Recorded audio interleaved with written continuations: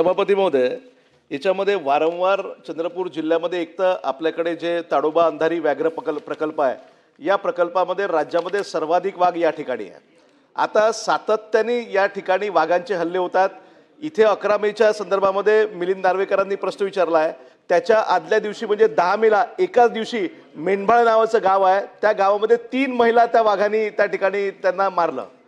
तर सातत्याने हे जितके काही गावं आहेत, चिचपल्ली असेल, पळसगाव असेल, खडसंगी असेल, चिमूर असेल, या सर्व गावांमध्ये ज्या ठिकाणी सातत्याने वाघांचे हल्ले होत आहे, तिथे आपल्याला कारण मागेही आपण प्रश्न त्या ठिकाणी विचारला होता, आपण सांगितलं की वनक्षेत्रपाल आपण कर्मचाऱ्यांची संख्या वाढवणार, पण या ठिकाणी जोपर्यंत आपण गस्त लावणार नाही तोपर्यंत या ठिकाणी हे हल्ले थांबणार नाही। फक्त एकच माझी विनंती आहे की सातत्याने ज्या ज्या गावांमध्ये वाघांचे हल्ले होत आहे, लोक मृत्युमुखी पडत आहे, तिथे आपण स्पेशल गस्त आपण का लावत नाही, हा माझा स्पेसिफिक प्रश्न आहे। माननीय मंत्री महोदय।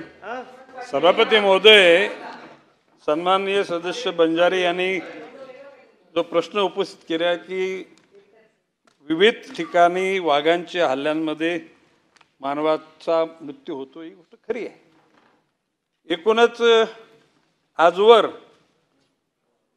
पहिल्या टप्प्यामध्ये ज्याला माहिती दिलं 13 लोकांचा मृत्यू झाला, नंतर 5 लोकांचा मृत्यू झाला, त्याच्यानंतर आणखी 5 लोकांचा मृत्यू झाला। या मृत्यूच्या अनुषंगानं सद्यस्थितीमध्ये ताडोबा व्याघ्र प्रकल्पातील 20 गावांमध्ये AI आधारित वॉर्निंग सिस्टीम कार्यरत झालेली आहे। म्हणजे वाघाचे मुवमेंट झाल्यानंतर आपोआपच लाऊडस्पीकरवर त्या ठिकाणी घोषणा होती की या ठिकाणी वाघ आहे, तुम्ही सावध राहा। सकाळी 7च्या अगोदर आणि संध्याकाळी 7 नंतर त्या ठिकाणी जंगलामध्ये जाऊ नका, अशा प्रकारची सूचना नागरिकांना तिथले स्थानिक लोकप्रतिनिधी, वन खात्याचे अधिकारी, पोलीस यंत्रणा, महसूल यंत्रणा या सर्व एकत्र त्या ठिकाणी अलर्ट करण्याचं काम करत।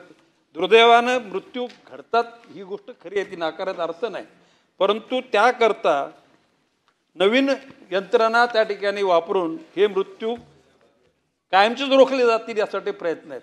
परंतु जरी सांगितलं तरी व मृत्यू रोखले जातील तर होतात, ही गोष्ट नाकारण्यात अर्थ नाही।